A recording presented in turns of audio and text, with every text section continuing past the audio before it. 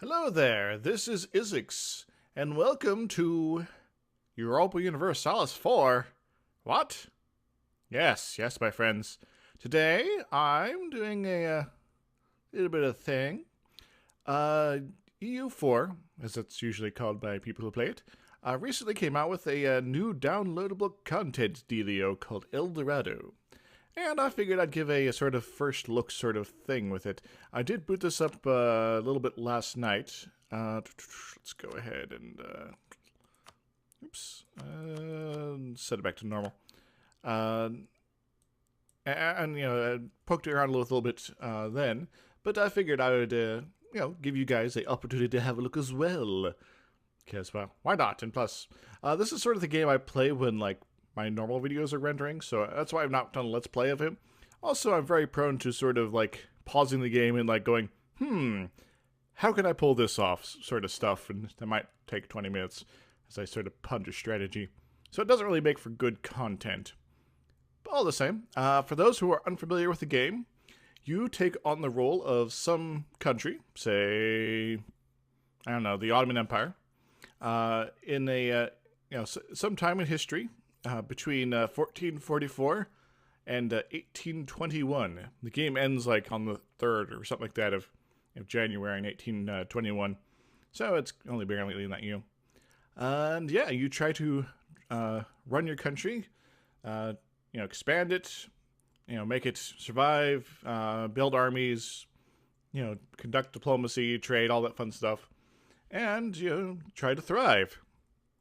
Now, of course, the downloadable content, the DLC, El Dorado, has a number of editions here, so we're going to go have a look at these. Now, the one I'm most interested in for showing you guys first is some of the new exploration mechanics. So I'm going to go ahead and load up the A New World and play as Spain, because, well, that's sort of what they were doing at that time. Suddenly my tongue feels like it's eating sandpaper. Damn it! I just drank all my juice. That might be what's wrong. Oh God, what's going on? Alright, so I'm apparently at war with Granada, so let's go ahead and take care of that.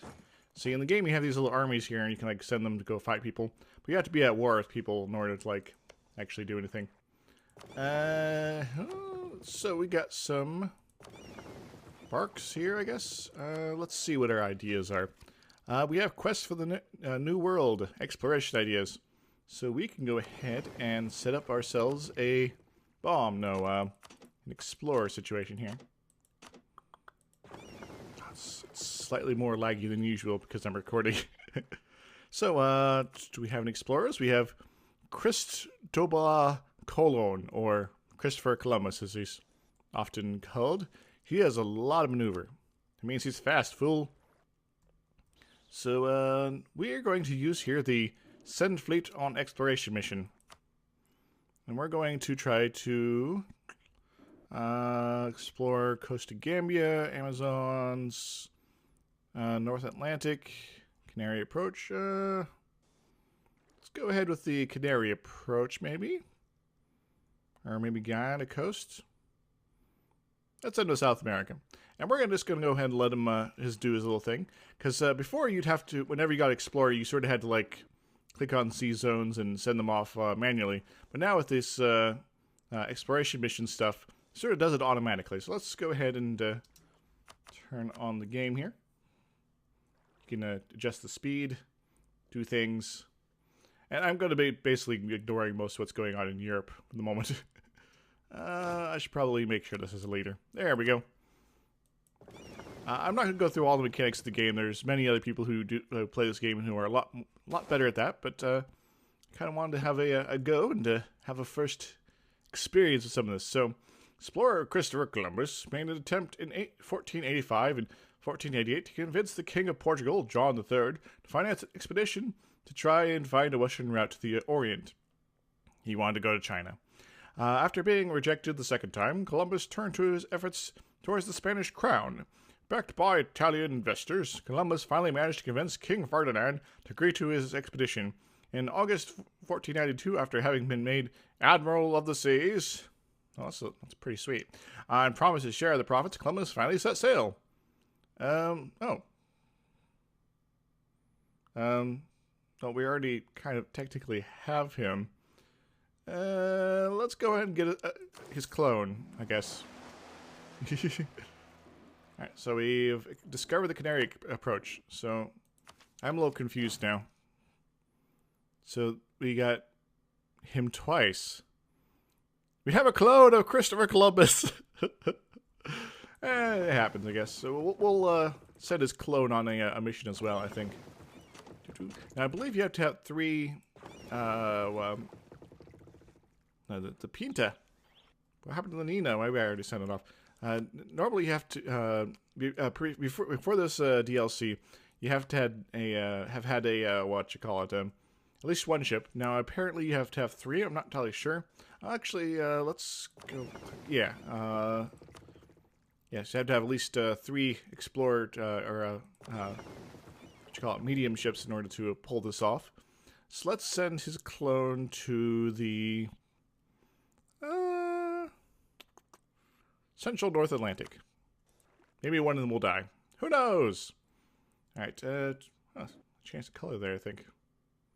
A lot of this looks a little different. Changing of fonts on me, oh god.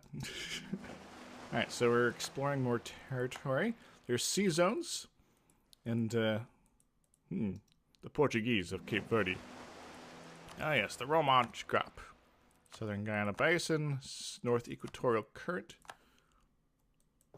And we're still going, yay! Yeah, you might have noticed so far that the map is very Risk-like.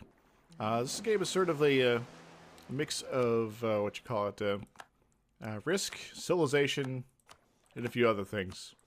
And one of the running jokes is it's also Genocide Simulator, because, well, it's very European-centric. You very much go out and, like, settle things and, like, massacre natives and crap like that. Which, you know, is very historically accurate, still not very pleasant. Hey, you discovered the Windward Islands. We've discovered Central North Atlantic.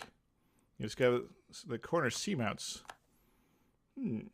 So we're helping out things. We got a military access request from France. They're at war with England and Portugal. Sure, go beat those guys up. I don't care. Alright, Cape of Orange. So I guess they're coming back. Yeah, let's go ahead and let them do their thing. Sargasso Sea. West Sargasso Sea. Now, are they done doing their explorer duty? Explorer duty? I think they might have changed some of the map. Cause, oops, lag spike. Gotta go. Wait for it. Come on, guys. Cause I guess the coastline seems a little janky now. Don't know what's up with that. It's like global warming, sea level rise everywhere. Oh God. Yeah. This is also one of the reasons I don't do a normal Let's Play of this. For whatever reason, I've tried to turn down the graphics settings a bit, but all the same, I still get plenty of this this craziness with the whole, what you call it, lag spikes. But yeah, this coast seems to be being consumed by the waters.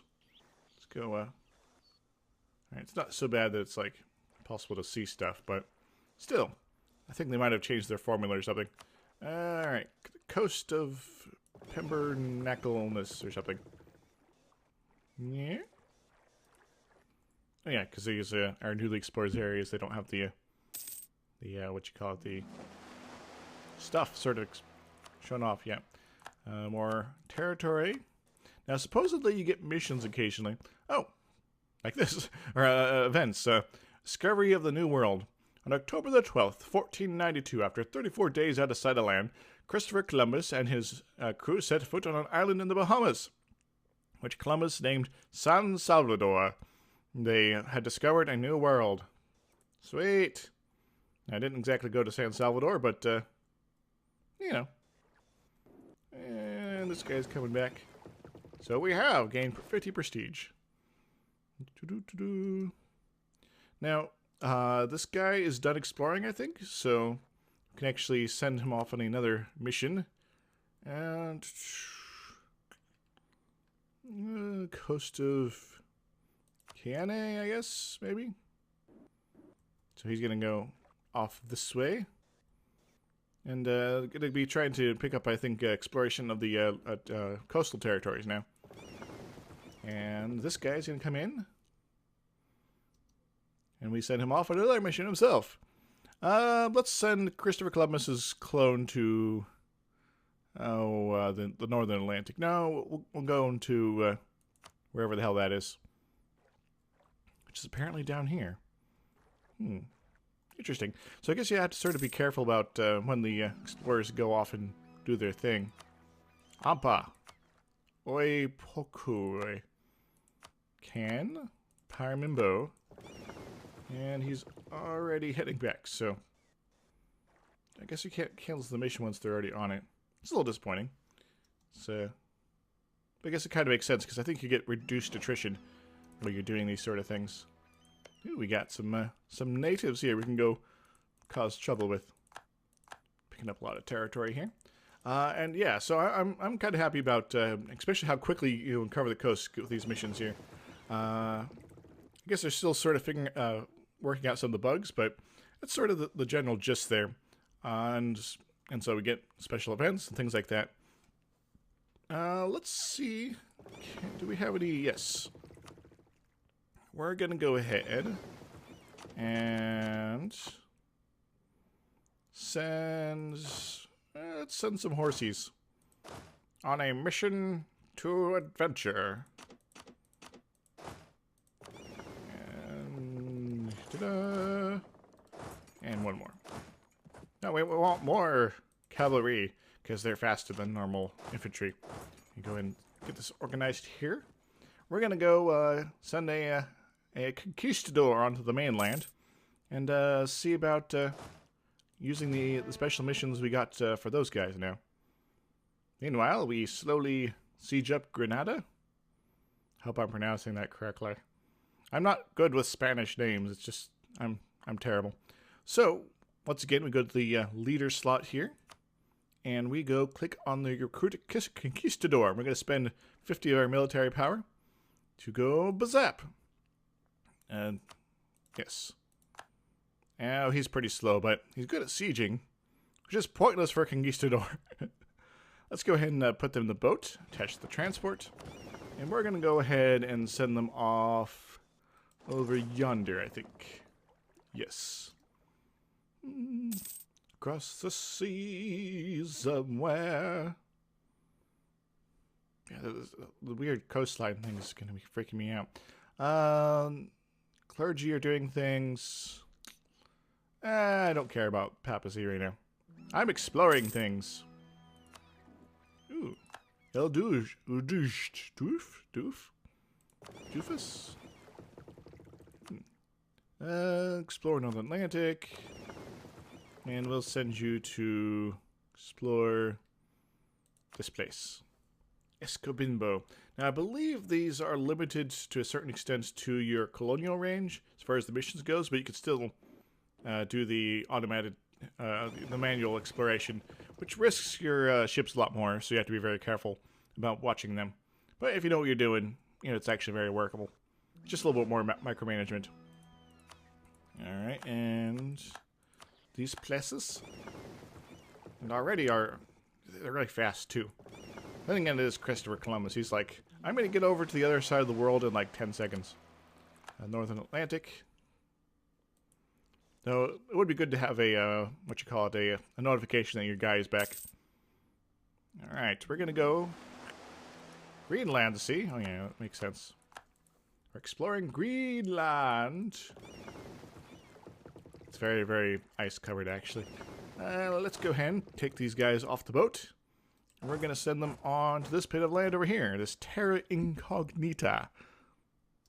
Queen Anne of Austria declared war upon their new enemy liege on the Reconquest CB. Oh, we've discovered some territory.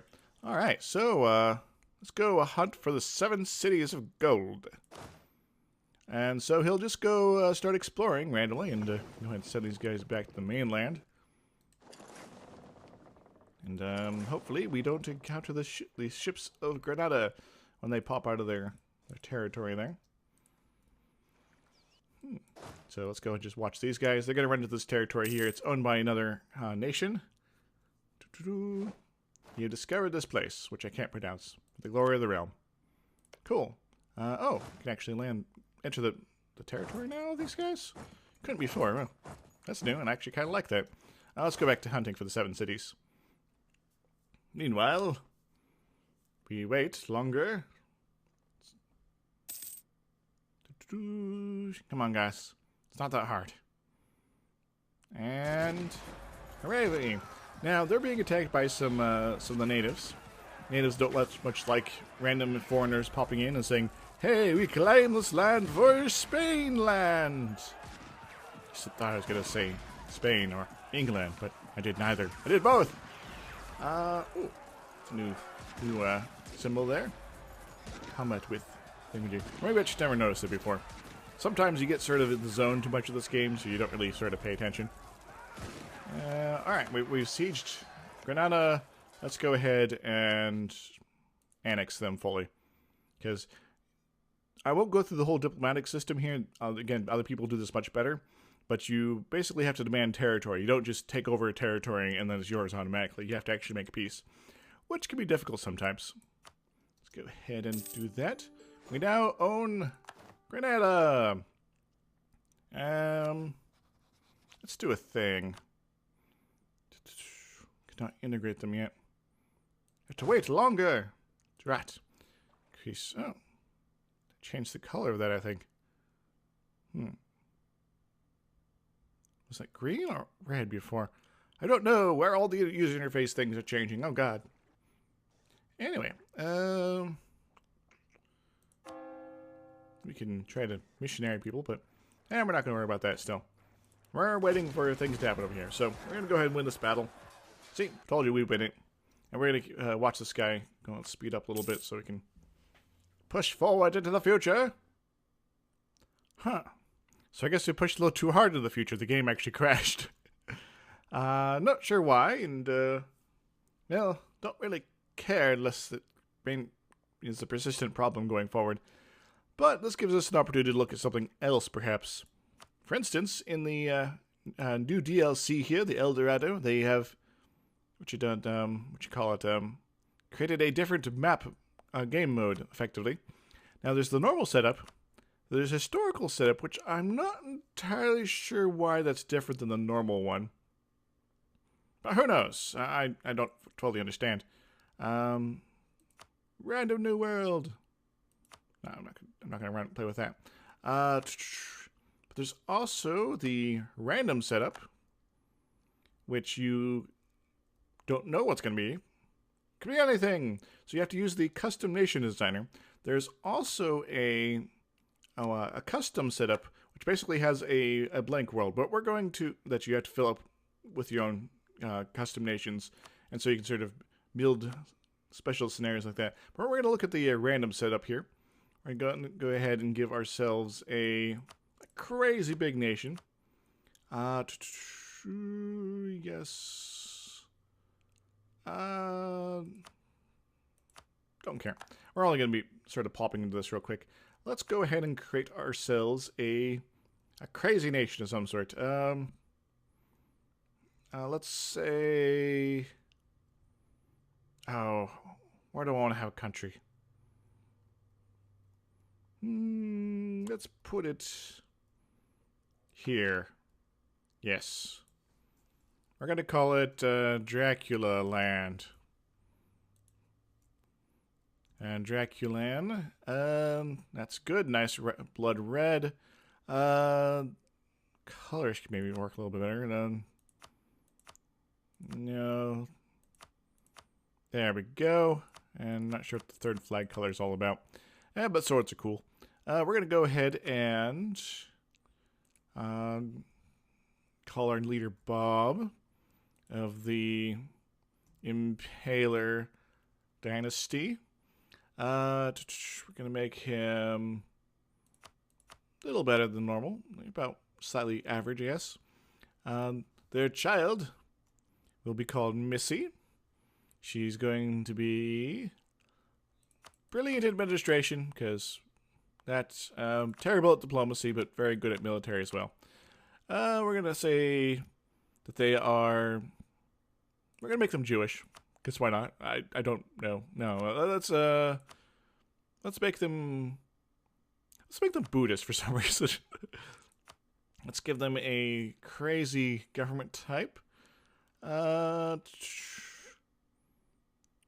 We'll give them the Ikta, which is the sort of Islamic, I guess sort of feudalistic type government. I'm not entirely sure how to explain it properly. Look up Wikipedia, do stuff. Graphics, who cares? Technology group, Eastern. Let's actually give them... Let's give them Chinese for some reason.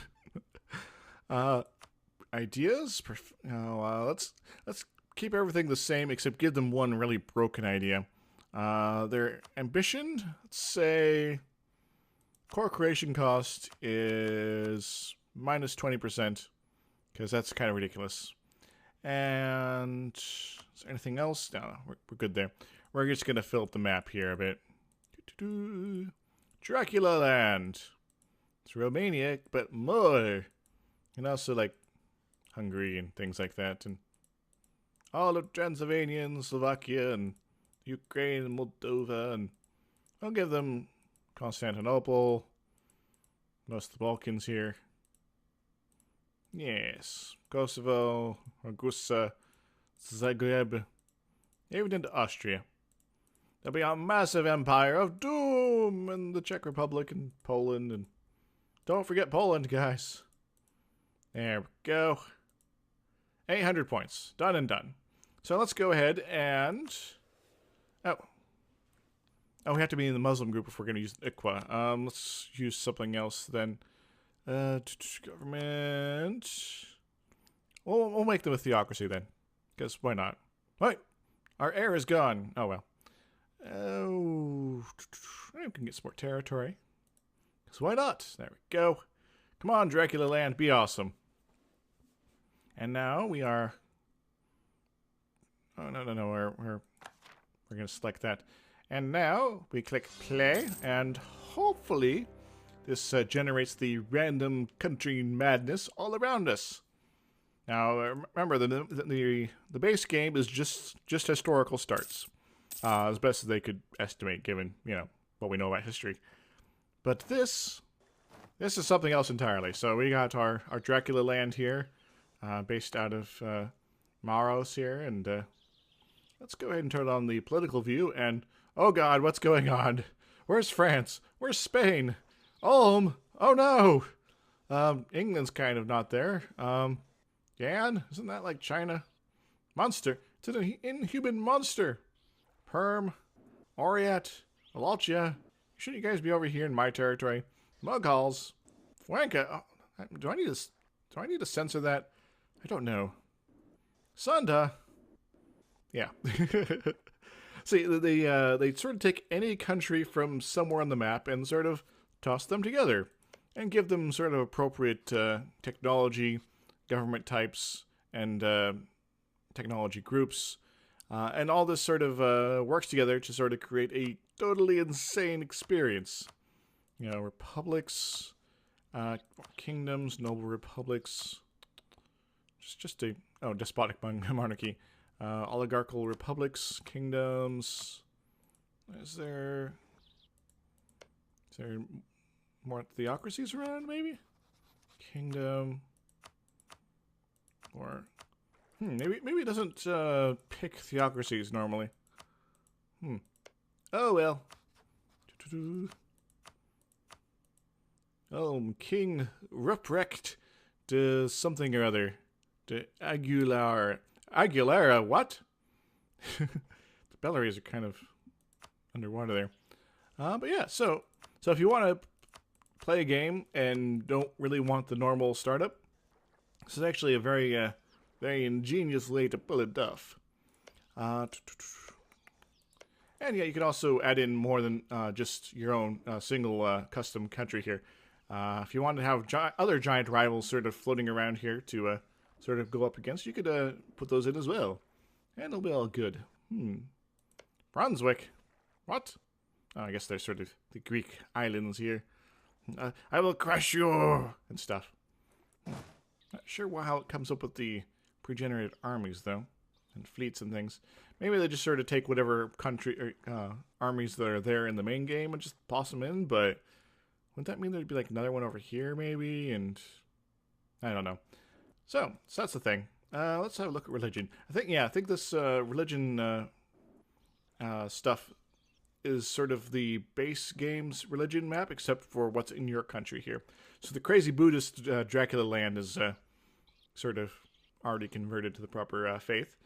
HRE, the Holy Roman Empire, is doing its thing. It's still there as the base game. Trade goods. Yeah, I think these are all the same for what's normal. Cultures. Yes. Actually, what is our culture here? Hungarian. So we are very Hungarian. But yeah, the cultures are the same as they are in the base game. So it's pretty much only random countries. Nothing else is changing. Which means that to a certain extent you can sort of predict the base terrain that you've been counting, just not the politics that are going to be applied on top of it. Anything else I want to look at here? There are a number of other changes to the game. And, well, I'd actually recommend having a look yourself. EU4 is, I believe, presently having a free weekend, and hopefully I'll get this up well before it's over. The Dorado expansion, I believe, is about $15. I really like EU4 in general, and I've also liked the previous games. So if this is sort of your type of game, I'd highly recommend it. It does take a lot of time to sort of get through anything, but I'd say it's worth it. Yeah. And now I'm going to, as sort of the last thing, I'm going to show off my last game, which I completed before the update came out. The DLC came out at the same time as a big update to the game, and saves for the previous versions of games no longer really work, but you can still sort of look at the save games from my cloud. Super Spain. Now I'm not actually going to load up the save game because, well, it'd corrupt it and such, but I just want to give you a quick look at my massive Empire of Spain. Yeah, I took over like a third of the world. But that's not the most impressive thing I've ever done. Back in December, I finished up achieving the Jihad achievement with the Lanage there, and that's pretty sweet. Let's go ahead and load that map up real quick. Of course, maybe the game will crash on me. Oh, there we go. Yeah. I have a massive Nash. Never mind. Just thought I'd show that off. And I think the religious stuff is all sort of screwy with the new update because they added new religions. Actually, now that I think about it, let's go ahead and have a quick look at some of those new religions. The CO4 land. Let's go ahead and zoom in over here. Let's go have a look at the Aztecs because they have a pretty crazy religion over here. Telling my nose is itchy. Now, I haven't looked at all the religions yet, but the Mesoamerican ones, the Aztecs, the Mayans, and the Incas sort of have a new religious setup. Go to your religious tab here.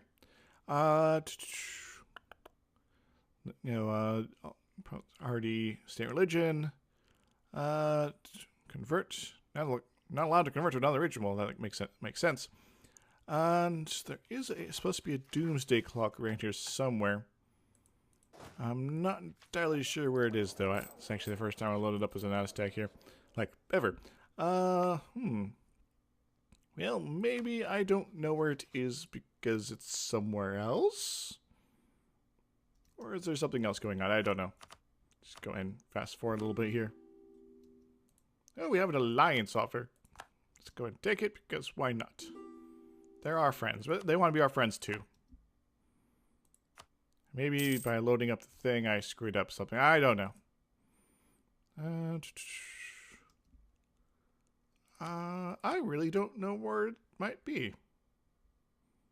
I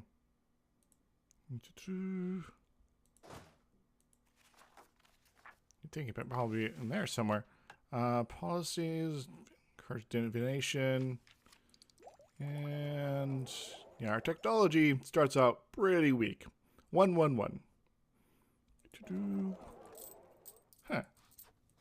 I really don't know where that would be then. Would be in there, would it? Oh well, let's see. Oh, it's down here. I wasn't paying attention. Religious reforms. So our doom clock here counts up slowly, sometimes quickly, to 100. When it gets to 100, that means the end of the world is 9. And so you have to, like, sacrifice people. Because the Aztecs were all about the human sacrifice in order to keep the cosmos in balance. Now you can sacrifice your neighbors, so you can, like, go vassalize people and, like, we're gonna, like, take your royal family and kill them to make sure the universe doesn't explode. Have fun, but you can also do various religious reforms. So you need to basically accomplish these tasks, which is a number of vassals is 5, stability at least 1, which I think is the same for all of them, and doom is less than 50. So as long as your doom is in check, you can do these reforms, and good stuff could happen. And with the core province boarding our core province. So, in order to reform your religion, you need to get Western neighbors, you need to enact all the reforms, and then suddenly you have all these bonuses for reforming your religion, and you don't have to worry about the doom clock anymore. So, good times. And the Mayans have a mechanics where they sort of expand and contract in their empire. Incas, who can't see, have a sort of religious authority thing, where basically you're trying to prove you're a god emperor and make people happy. And then you do that, and then you can reform your religion. Suddenly I'm tripping over my tongue. Anywho, this has been Isix, having a look at El Dorado. Some of the new mechanics, some of the new shenanigans, and all that fun stuff. I hope you enjoyed, and I'm probably not going to do a Let's Play of EU4, of course, because, as I've already mentioned, I'm very much of a methodical player here. And it's also sort of what I do when I'm, uploading other videos. So yeah, until next time, everybody.